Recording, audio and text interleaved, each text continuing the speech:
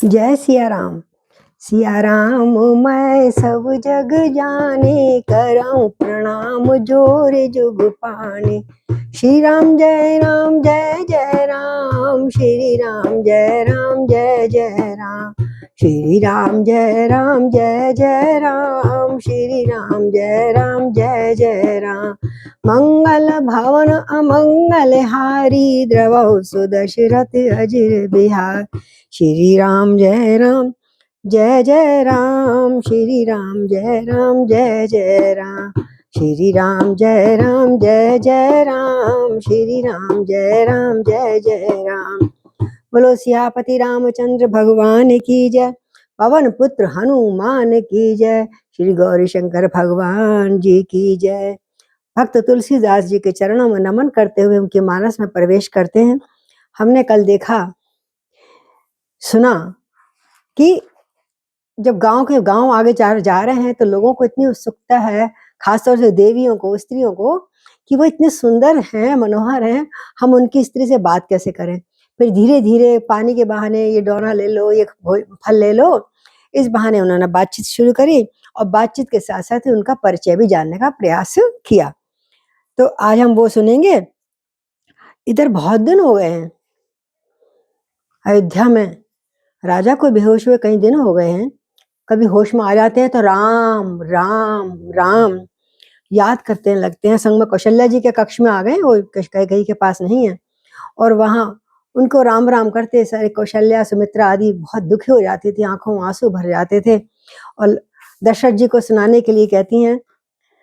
ये मुझे बहुत प्रिय लगता है। हम बचपन में रेडियो पर सुनते थे, कोई बहुत सुंदर गायक है, नाम नहीं आ रहा, गोयल साहब जी हैं, बड़ा अच्छा गाते थे कि आज मुझे रघुवर की सुध आई, आज मुझे रघुवर की सुध आई, आज मुझे रघुवर की सुध आई। कल्पना में देख रहे हैं माता पिता वहां बैठे हुए रो रहे हैं, आंखों में आंसू आ रहे हैं, क्या वो चले जा रहे होंगे कि आगे आगे राम चलत हैं, आगे आगे राम चलत हैं, पीछे लक्ष्मण भाई, हाँ पीछे लक्ष्मण भाई। इन दोनों के बीच चलत हैं, इन दोनों के बीच चलत हैं, प्यारी सीता बाई, आज मुझे रघुवर की सुधिया आई, मुझे रघुवर की सुधि आई, आज मुझे रघुवर की सुधि आई। राजा जी कहते हैं कि राम बिना मेरी सुनी अयोध्या, राम बिना मेरी सुनी अयोध्या, लक्ष्मण बिन ठकुराई हो, लक्ष्मण बिन ठकुराई। और मैया बोलती है इतनी देर में कि सिया बिना मेरी सुनी रसोई, सिया बिना मेरी सुनी रसोई, अरे कौन रस सुनी रसूलो, कौन करे चतुराई, आज मुझे रघुवर की सुध आई, आई मुझे रघुवर की सुध आई। कहीं सीता होती तो कितनी निपुणता से सबको क्या देना है, कब देना है, कितना देना है, फटाफट सारी रसोई संभालती, सारे संबंधों को संभालती। उसके बिना रसूल चल ही नहीं रहा। कितना मेरा सारा रसूलो, सारा संबंध ही हमारे तो समझ नहीं आ रहा किसको कैसे करें। तो अब पता नहीं ना वहाँ महल है ना जो कोई रक्षक है, छतरी है उनके पास, वो तो भीग रहे होंगे।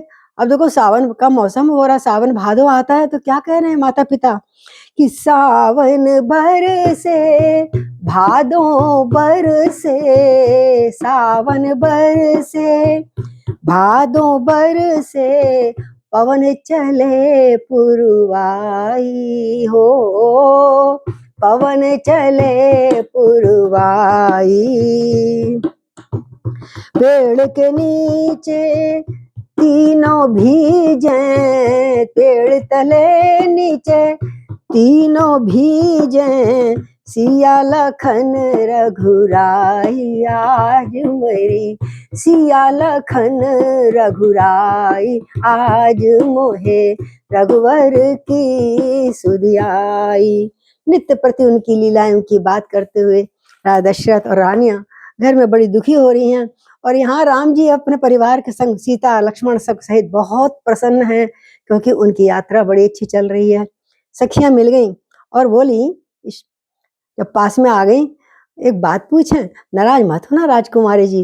बोले पूछो। हंस पड़ी सीता कि कोटि मनोज लजावन हारे, सुमुख कहाऊं कोई आही तुम्हारे, सुन सने है मन मंजुल वाणी, सकुच सिया मन महु मुस्कानी, सकुच सिया मन। हरि बोल।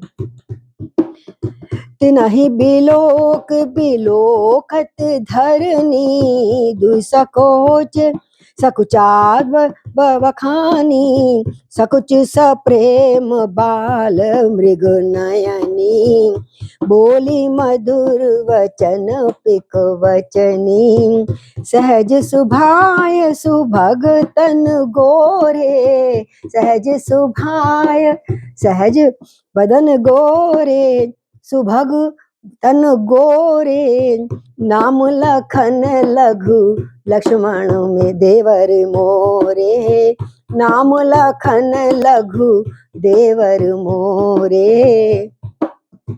और सुनो, बहुर बदन बिदु अंचल बाकी, बहुर बदन बिर अंचल ढाकी, पियतन चितहि आहा, पियतन चितहि भौय कर बाकी, पियतन चितहि भौय कर बाकी, खंजन मंजू तिरछे नयनं, खंजन मंजू, खंजन मंजू तिरछे नयननी, निजपति कयहु तिनय सिय शयननी, निजपति कयहु तिनय निज शयननी, भई मुदित सब ग्राम बधूटी, बहु मुदित सब भई मुदित सब ग्राम भतूटी, लंकन राव रास जनु लूटी, लंकन राखी राज जनु लूटी, आज मोहे रघुवर की सुध आई। वहां तो याद कर रहे हैं और यहाँ पर परिचय हो रहा है, नया परिवार बन रहा है रास्ते चलते हुए। तू बोले, हे सुंदरी, हे सुमुखी, हम आपसे बात पूछना चाहते हैं।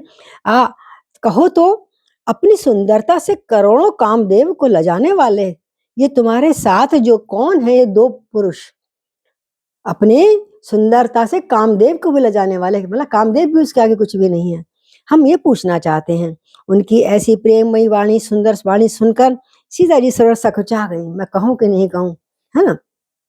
और मनी मन मुस्कुराई। अब बताओ क्या इनको परिचय दूं। हाँ, आजकल की लेडी है ना, ये मेरे हस्बैंड पार्टनर, जो फटाफट नाम ले देंगी वो, अब मैं नाम कैसे लूं पति का, है ना।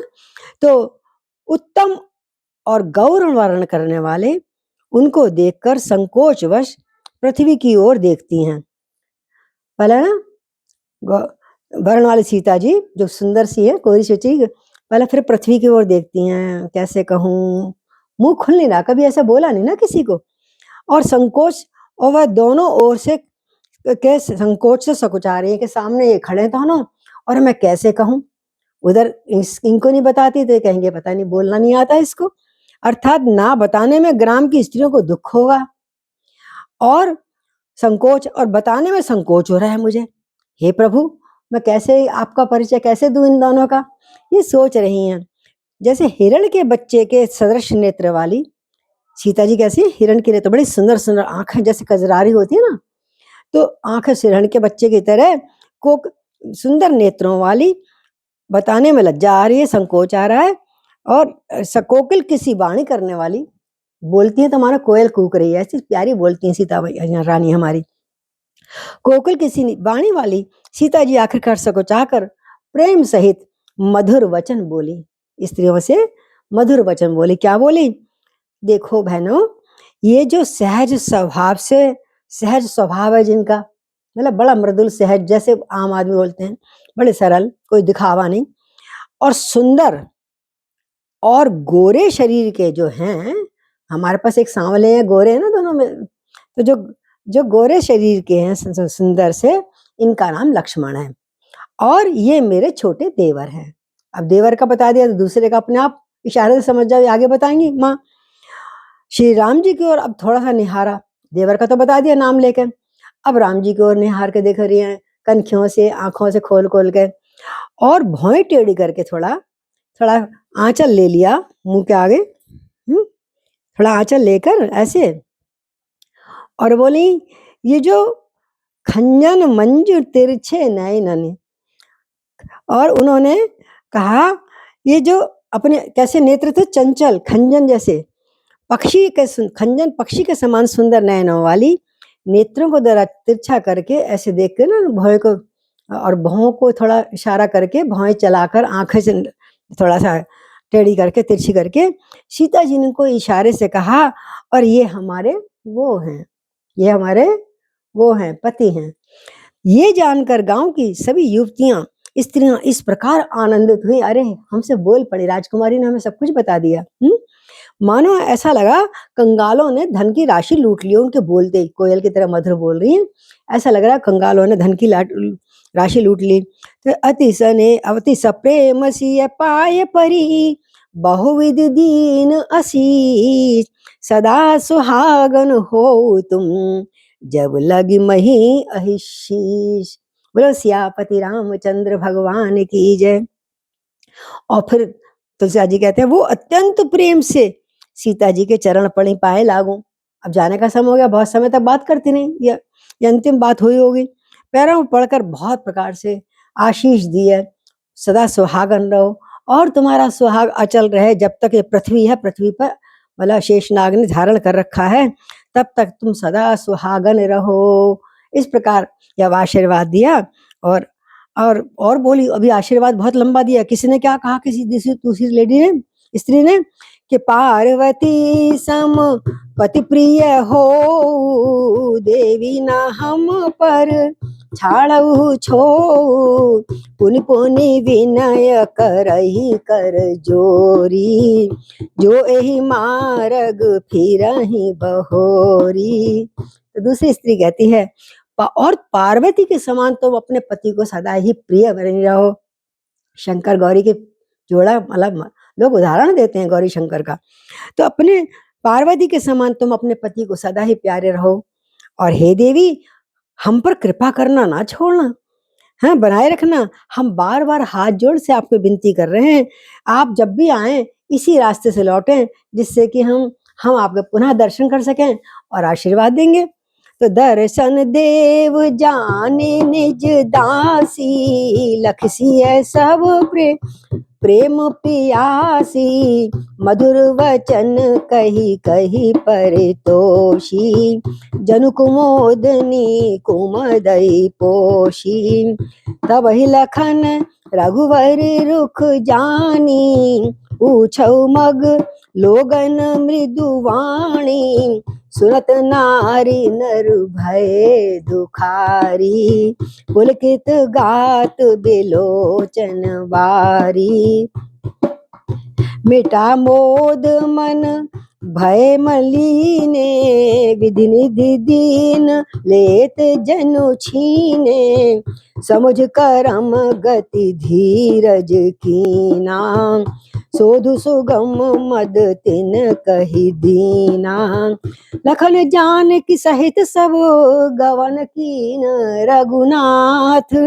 फेरे सब प्रिय वचन कही लिए लाई मन साथ। बोलो राजा रामचंद्र की जय, सियापति रामचंद्र भगवान की जय। और देवी हमें अपनी दासी जान के लौटते समय अवश्य दर्शन देना, हमारी ये इच्छा है।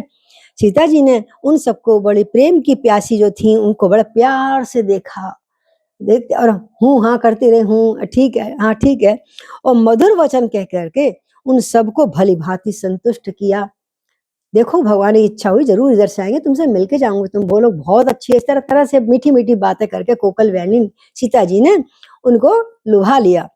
मानो चांदनी से कुमुदनियों को खिलाकर पुष्ट कर दिया।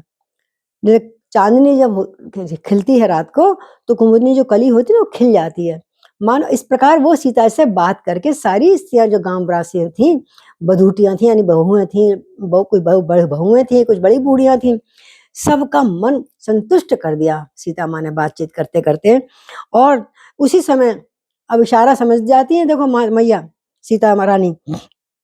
उसी समय अब रामचंद्र जी की तरफ मुंह करके लक्ष्मण जी पूछते हैं, भैया कोमल वाणी से रामचंद्र जी का रुख जान के, रामचंद्र जब सोच रहे हैं रुख मतलब इशारे से पता लग गया, अब रामचंद्र जी चाहते हैं विश्राम हो गया, आप थोड़ा आगे चले, तो बातें करती रहेंगी, है ना। तो एकदम लक्ष्मण जी उठे और लोगों से जो खड़े थे, जो वहाँ के गांव वासी थे, उनसे कहते हैं रास्ता भैया ये अब कहाँ, आप किधर को सरल रहेगा रास्ता, किस तरफ जाए। तो वो उन्होंने उनको रास्ता बताया, और जैसे रास्ता बताया तो उनका तो स्त्री ये लक्ष्मण जी की कोमल वाणी से लोगों का रास्ता पूछा, और ये सुनते ही सारे स्त्री पुरुष बहुत दुखी हो गए। अरे ये तो अभी जा रहे हैं, रुक ही नहीं रहे, दोपहर को जरा देर बैठाया था कि शाम तक रहेंगे, पर भगवान जी लगातार श्री राम चलते जा रहे हैं, चलते जा रहे हैं, कहीं भी वन में रुक नहीं रहे, और बड़े दुखी हो गए, और उनका शरीर पुलकित हो गया, और नेत्रों से वियोग के कारण जल भरे आया। ओह इतने सुंदर दर्शन हमें हो रहे थे, अब ये चले जाएंगे हमसे दूर, ये सोच के, और फिर उनका आनंद मिट गया। जो अभी तक आनंद की वर्षा हो रही थी उनसे बातचीत करके, उनका दर्शन करके, वो बहुत दुखी हो गए, और मन ऐसा उदास हो गया जैसे मानो विधाता ने बड़ी बड़ी अच्छी संपत्ति दी और बड़ा अभी सुख भी नहीं भोगा था कि वो छीन भी ली उनसे।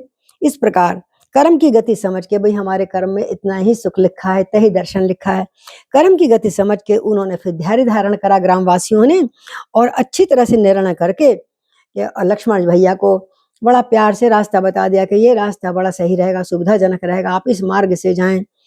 तो तब लखन जी ने जानकी सहित रघुनाथ जी ने उस समय गवन करा। बोलो सियापति रामचंद्र भगवान की। आगे आगे राम चलत हैं, पीछे लक्ष्मण भाई, इन दोनों के बीच चलत हैं, इन दोनों के बीच चलत हैं, प्यारी सीता बाई, आज मोहे रघुवर की सुध आई, आज मुझे रघुवर की सुध आई। माता पिता तो याद करें सो करें, जो राह में जिससे मिलके गए वो भी जब आगे चले गए तो उनको स्मरण कर रहे हैं। और लक्ष्मण जी अब वो संग जाने लगे। तब लक्ष्मण जी और जानकी सहित जब वो गमन करने लगे, सब लोगों को प्रिय वचन कह के लौट आए, भैया तुम कहाँ तक जाओगे, हम चले जाएंगे, आप लोग विश्राम करो, अपना घर बार देखो, और कहकर लौटाया। किंतु लगता है जैसे उनके मनों को अपने साथ लगा लिया, ये उनका तन तो भले ही लौट गया, लेकिन मन उनका सीताराम जी के चरणों में लगा हुआ संग संग चलता जा रहा है। आज मोहे रघुवर की सुध आई, फिरत नारी नर अति पछताही, दयई दोष देहि मन माही, सहित विषाद परस पर कहीं, विधि कर तब उल्टे सब अहीं। निपट निरंकुश निठुर निशंकु, जय शशकीन सरोज सकलंकु, रुख कलप तरु सागर खारा, तेई पठे बन राजकुमारा, तेई पठे बन राजकुमारा। लौटते समय स्त्री पुरुष बहुत ही पछताते हैं, अरे जिनके पुत्रों का क्या हाल होगा, इनसे एक क्षण भी बातचीत कर लेते हैं, पर उन्हीं के प्रभु के हो जाते हैं सारे ग्रामवासी चलते फिरते, और वो बड़े पछता रहे हैं हमें क्यों वापस कर दिया।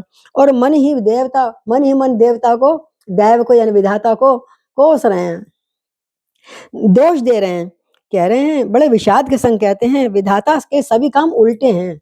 अब विधाता ने पता नहीं क्या सोचते हैं, हर काम उल्टे कर देते हैं। क्यों कि देखो विधाता बिल्कुल निरंकुश है, यानी उसको किसी बात का मैच नहीं मिलाता, किसी बात से जोड़ा सही नहीं बनाता, निरंकुश है बिल्कुल, जो उसका मन होता है वो कर देता है, निर्दय और निडर है विधाता बिल्कुल। जिसने चंद्रमा को रोगी बना दिया, कभी मोटा हो जाता है, कभी पतला हो जाता है, कभी मोटा, क्या है क्या बनाया विधाता ने, कमजोर हो जाता है, कभी मोटा हो जाता है, गोल हो जाता है चंद्रमा। और कलंकी बना दिया, चंद्रमा में कलंकी भी लगा दिया।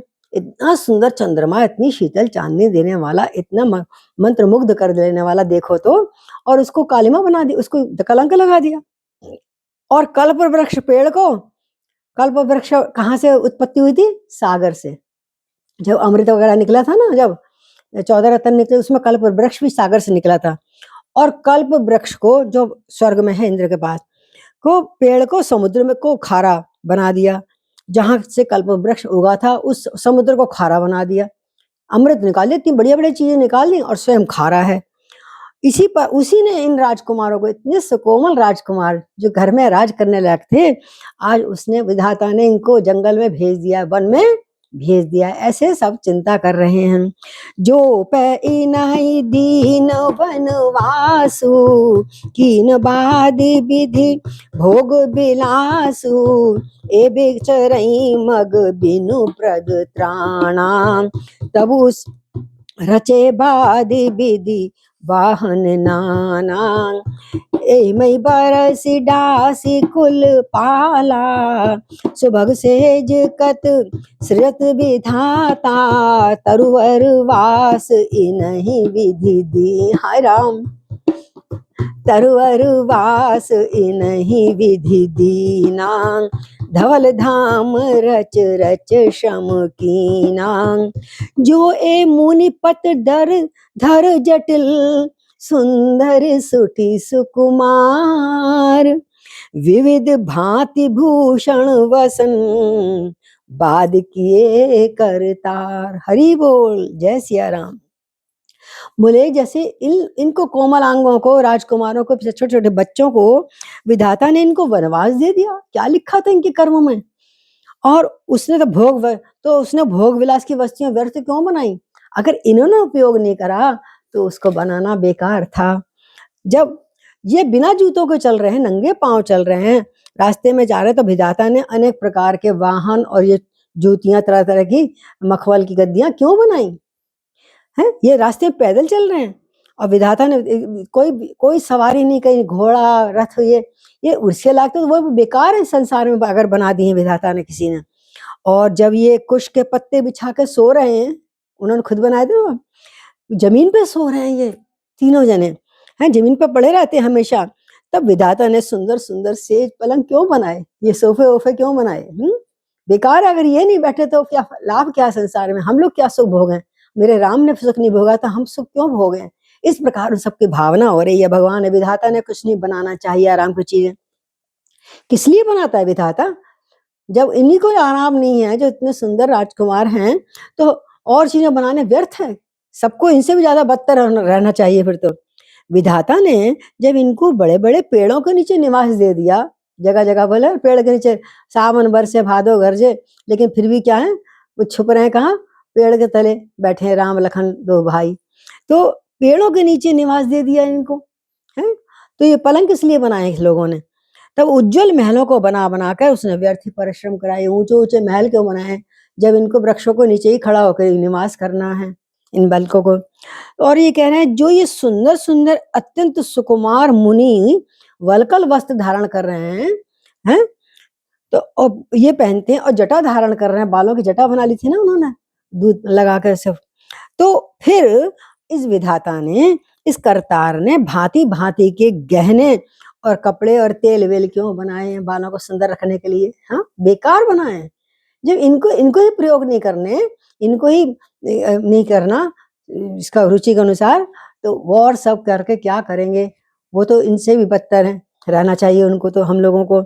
और जो ये कंद इतने दुखी हो रहे हैं, अभी राम आगे चले गए और वो बैठे बैठे वहीं उनको स्मरण कर रहे हैं राम जी के। ये बच्चे कैसे रह रहे हैं देखो, पेड़ के नीचे, जमीन पे भी ऊपर है, नीचे कुछ बिछा कर बैठे हैं। हाय राम, हमारी छाती फट क्यों नहीं जाती? इतना इतना इतना कुछ भगवान विधाता ने क्यों बनाया अगर इनको सुख नहीं मिल रहा तो? जो ये कंद मूल फल खाई, तो बादी सुधादी असन जग माही। एक कहिए सहज सुहाए, आप प्रगट भय विधि न बनाए। जो लग वेद कहाई विधि करनी, श्रवण नयन मन गोचर बरनी। देखऊं खोज भुवन दस चारी, कह अस पुरुष कहाँ अस नारी, कहाँ अस पुरुष कहाँ अस नारी। और आगे बोलते हैं, अभी उनकी चर्चा चलती आ रही, राम जी आगे चल गए, उनकी चर्चा चल रही है। राम जी को गए हुए कितने युग बीत गए, लेकिन आज तक हम चर्चा कर रहे हैं और आनंद लेते हैं उनकी लीला का। तो कहते हैं ये जो कंदमूल खा रहे हैं, हमने देखा है कंदमूल फल खा रहे हैं, तो जगत में अमृत के समान ये भोजन सब व्यर्थ हैं। क्यों बनाए विधाता ने ये सारे तरह तरह के भोजन, 36 पकवान, 56 पकवान है। एक कहता है, दूसरा बोला अरे स्वभाव से बड़े सुंदर हैं, पर देखो सब कुछ खा रहे हैं, कोई सुख नहीं कुछ नहीं इनको, लेकिन फिर भी इतना प्रसन्न है, बड़े सबसे स्वभाव से बोलते हैं, अच्छी तरह प्यार से बोल रहे हैं। इनका सौंदर्य माधुर्य नित्य और स्वाभाविक है, लगता है हमेशा इनको कोई जरूरत ही नहीं है बहुत मेकअप वगैरह करने की है। इनका सहज सौंदर्य इतना कि झलमिला रहा है, इनको देखते ही बनता है इनकी सुंदरता को। और तो दूसरी समझदार थी सखी, वो बोली जरा बुजुर्ग हुई, अरे तुझे पता ना बहन, अरे ये अपने आप प्रकट हुए हैं, भय प्रगट कृपाला दीन दयाला कौशल्या हितकारी। हमने सुना ये प्रकट हुए थे, ये ब्रह्मा के बनाए हुए नहीं है, तभी तो इतने सुंदर हैं, तभी तो सदा सुंदर रहते हैं, कभी भी मलिन नहीं होते। और जहां तक वेदों की हमने सुना है, हमारे कानों नेत्रों और मन के द्वारा और अनुभव में आने वाली विधाता की करनी को जहां तक वेदों ने वर्णन करा है, वेदों ने जब लिखा हुआ है ये सब कुछ वेदों में वर्णन करा है, वहां तक तो 14 लोगों में ढूंढ लो, देखो भाई तुम 14 लोग हमने सुना है, 14 लोगों में ढूंढ के देखोगे तब भी तुम्हें ऐसी पुरुष और ऐसी स्त्री नहीं मिलेगी। इसलिए ब्रह्मा जी ने बनाया ही नहीं है, ये तो खुद ही प्रकट हुए हैं धरती पे सबके सब। ऐसी स्त्री कहाँ, कहीं भी तो नहीं है। इससे बहन ये सिद्ध होता है पक्का कि विधाता ने 14, ये विधाता के 14 लोगों से कुछ अलग हटकर हैं। जय हो, जय श्री राम। और अपनी महिमा से अपने आप निर्मित हुए हैं और अपनी लीला करने जा रहे हैं। ते इन्हीं देख विधि मन अनुरागा, पट तर जोग बनावे लागा, किन बहुत श्रम एक न आए, तेहि ईर्षा बन आने दुराए। एक कहाई हम बहुत न जानहीं, आप ही परम धन्य कर मानहीं, ते पुनि पुण्य पुंज हम लेखे, जो देखई देखई जिन देखे। अब चर्चा इतनी लंबी हो रही है गांव वासियों की, सुनते वक्त अघा नहीं रहा, उनके सुंदरता का गान करते हुए अघा नहीं रहे लोग।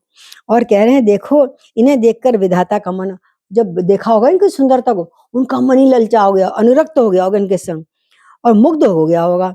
तब वह भी इन्हीं की उपमा के द्वारा उपमा का योग दूसरे स्त्री पुरुषों को बनाने लगा। इनको सबसे पहले देखा होगा ना, और इन जैसे फिर लोगों के नक्शे किसी हिस्से का सुंदर बना देता है ना, तो इन जैसे ही वो आगे से बनाने लगा इनको देख करके। और पर उसने बहुत परिश्रम करा, परंतु उसको उसने विधाता से आज तक ऐसा चित्र नहीं बन पाया, ऐसा दूसरा पुरुष और स्त्री नहीं बन पाए जैसे ये तीनों लोग थे। अच्छा, और जब पूरे नहीं कर पाए तो उन्होंने क्या करा, ईर्ष्या हो गई ब्रह्मा जी को, विधाता को, कि मुझसे इतने सुंदर क्यों नहीं बन रहे, इतने सुंदर ये लोग हैं क्यों नहीं बन रहे। इसलिए ईर्ष्या के कारण उनके जीवन में उनको जैसे नजर लग गई है, जंगल में लाकर बिठा दिया, जाओ जंगल जाओ तुम, तो जिससे तो लोग तुम्हारी उपमा ना दे पाए। देखो कितना बढ़िया तुलसीदास जी चित्रण करते हैं जो आम व्यक्ति के मन में आता है ना। तो कहते हैं जंगल में लाकर छिपा दिया उनको, क्योंकि वो ऐसा बना नहीं पाए खुद। एक कह रही है, दूसरा कह रही है, एक दूसरी स्त्री कहती है, कोई एक कहता है, देखो ग्रामवासियों की चर्चा सुनो, आपको भी घर में जब हो रहे हैं, बैठे हैं, भगवान का स्मरण करें, ऐसी सुंदरता की बातें कर, भगवान की लीला करनी चाहिए, उनका सौंदर्य का वर्णन करना चाहिए। 10-10 बार जाके पूजा में सुंदर से जो मूर्ति रखी है या चित्र रखा है उसको निहारना चाहिए। पर हम तो अपने आप को शीशे में देखते हैं या अपने बच्चों को देखते हैं बहुत सुंदर है, नहीं, सबसे सुंदर अगर कोई बनाया है, बनाया क्या, जो उपजे हैं, प्रकट हुए हैं, वो मेरे राम, मेरे कृष्ण, राम लखन सब लोग जो हैं अनुपम हैं ये लोग। और कोई कहता है, देखो बहन हम तो बहुत ज्यादा तो नहीं जानते, पर हाँ अपने को परम धन्य अवश्य मानते हैं। बोले क्यों धन्य है, कि जो इनके दर्शन करने का सौभाग्य प्राप्त हुआ हमें, आज क्षण थोड़ी देर के लिए हुआ, 1 आध घंटे के लिए बैठे विश्राम करा, लेकिन हमें आज इनका दर्शन करके हृदय गदगद हो रहा है, पुलकायमान हो रहा है, बड़ा प्रेम हो गया इनसे, हमारा मन तो उनके साथ ही चला गया है। हमारी समझ में वे भी बड़े पुण्यवान हैं जिन्होंने इनको देखा है, और रास्ते पीछे से जहां भी आए, जो जिसने भी इनके दर्शन एकमात्र क्षण को भी करे होंगे, वो सभी स्त्री पुरुष पशु पक्षी बहुत ही मतलब सौभाग्यशाली होंगे जिन्होंने इनको देखा है, और आगे जब ये जा रहे हैं जो इनको देखेंगे। कितनी दूर तक सोचते हैं ग्रामवासी, देखो कितना प्यार करते हैं, स्नेह करते हैं आसपास जाते हुए। तो यही विधि कही कही वचन प्रिय, होए नयन भर वीर, होए नयन भरि नीर, किमि चल हाई मारग अगम, सुठी सुकुमार शरीर। चिंता इतने माता पिता को जो हो रही है तो हो रही है, कैसे भीग रहे होंगे, क्या कर रहे होंगे, लेकिन इनको सबसे ज्यादा हो रही है जो एक क्षण को मिले हैं। तो इस प्रकार प्रिय वचन कह करके सभी लोगों ने, जो स्त्री पुरुष थे, उनके बातें करते करते नेत्रों में आंसू आ गए, प्रेम आश्रु आ गए, और जल भर जाते हैं उनके बात करते करते। और फिर वह कहते हैं, ये अत्यंत सुकुमार, कोमलांगी, सुकुमार शरीर वाले दुर्गम कठिन मार्ग में जा रहे हैं, प्रभु ये कैसे चलेंगे, इनकी रक्षा करना, हे विधाता कैसे चलेंगे। घर से ज्यादा उनको उनसे प्रेम हो गया है। तो आज हम 120 पे अब आगे चल दिए, अब जब आगे पहुंचेंगे तो हम आगे की बात करेंगे। बोले सियापति रामचंद्र भगवान की जय। तो आज मोहे रघुवर की सुध आई, आज मुझे राम बिना मेरी सुनी अयोध्या, राम बिना मेरी सुनी अयोध्या, लक्ष्मण बिन ठकुराई, आज मोहे रघुवर की सुधि आई।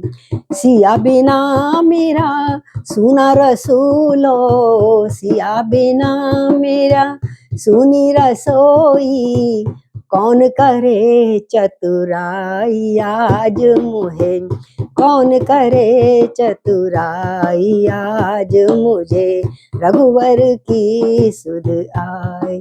श्री राम जय जय राम, बोलो श्री राम जय जय राम। सिया राम मैं सब जग जानी, करहूं प्रणाम जोरे जुग पानी। कल आगे की यात्रा आप करेंगे। बोलो सियापति रामचंद्र भगवान की जय, पवन पुत्र हनुमान की जय, श्री गौरी शंकर भगवान की जय। भक्त तुलसीदास जी को नमन करते हैं। आज यहीं विश्राम ले।